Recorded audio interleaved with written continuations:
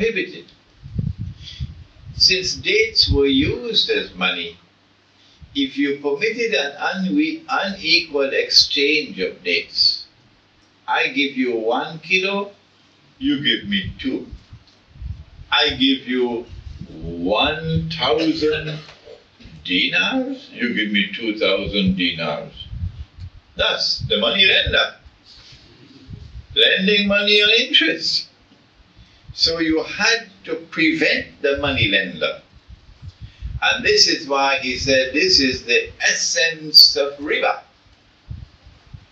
But halal, you could have an unequal exchange of camels. Why?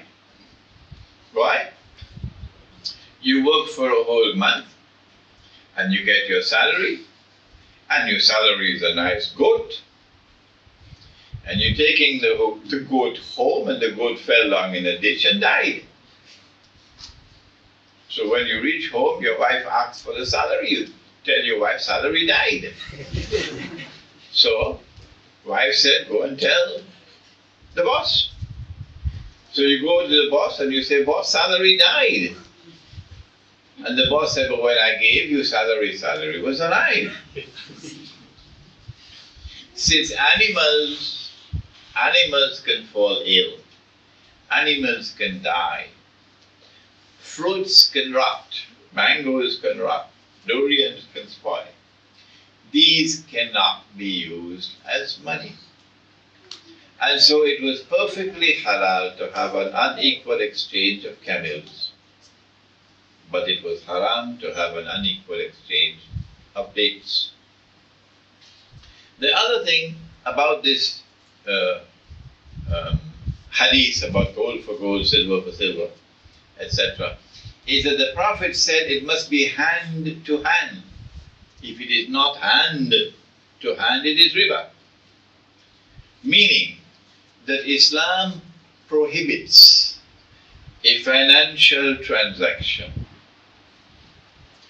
which is a credit transaction, in which there is an exchange of money, which of the same money. That I give you this much money and you return this much more of the same money after some time. Credit. Haram, not permitted, because the Prophet said it must be hand to hand. It has to be a spot exchange. It cannot be a credit transaction. Money has a number of different functions. One of them is to be the medium of exchange for buying and selling. And if you say, well, it's not that convenient to walk around with gold and silver coins and so on, well, we'll say to you, it's also not that convenient to live in the hellfire. If convenience is what you're after.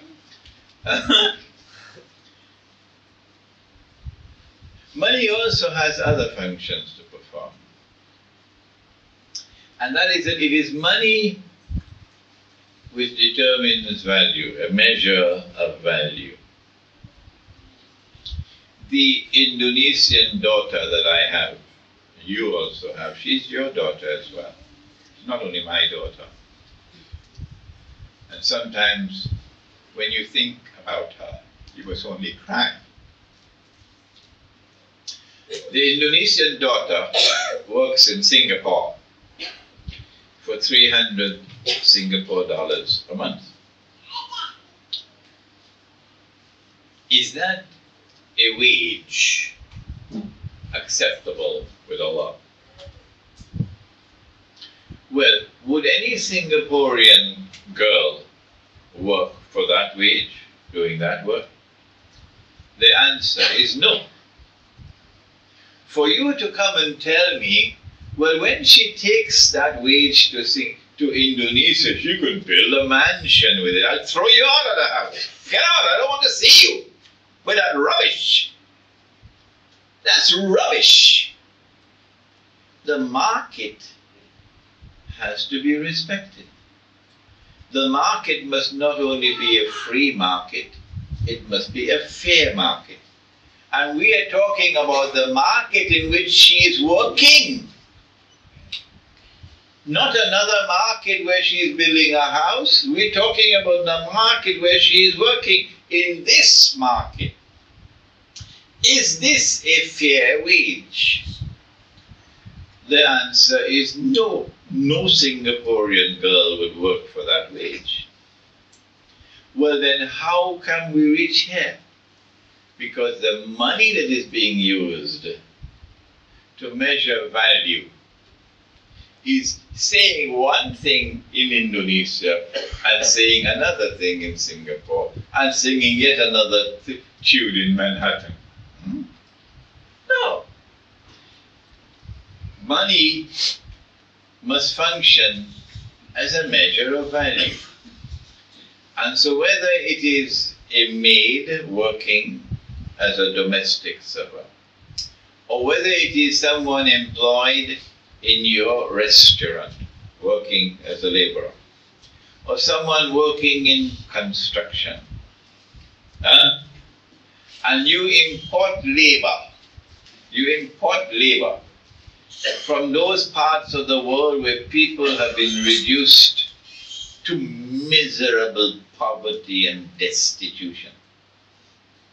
And you use this scam labor to build, to run your restaurants and to run your homes. You are an oppressor. And you're doing this oppression and you're getting away with it because your money is failing to function as a measure of value. And Allah has zero tolerance for oppression.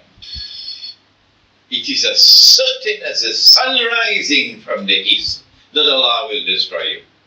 You just have to wait for that destruction to come. Money also has a third function, and that is to be a store of value. My grandfather died in 1971, maybe your grandfather died in 1971, and left you some money. And gave orders that you should only receive that money when you grow up and you are capable of using it. You're an adult. It was 100 dinars. So they put the money away and locked it up. We expect that since the 100 dinars can buy 10 camels, 10 camels, that 25 years later, 30 years later, when the money is given to you, demand and supply remaining constant, the money that your grandfather left for you should still be able to buy the 10 camels, because the money has stored the value. This is money in Islam. We now have two questions to answer.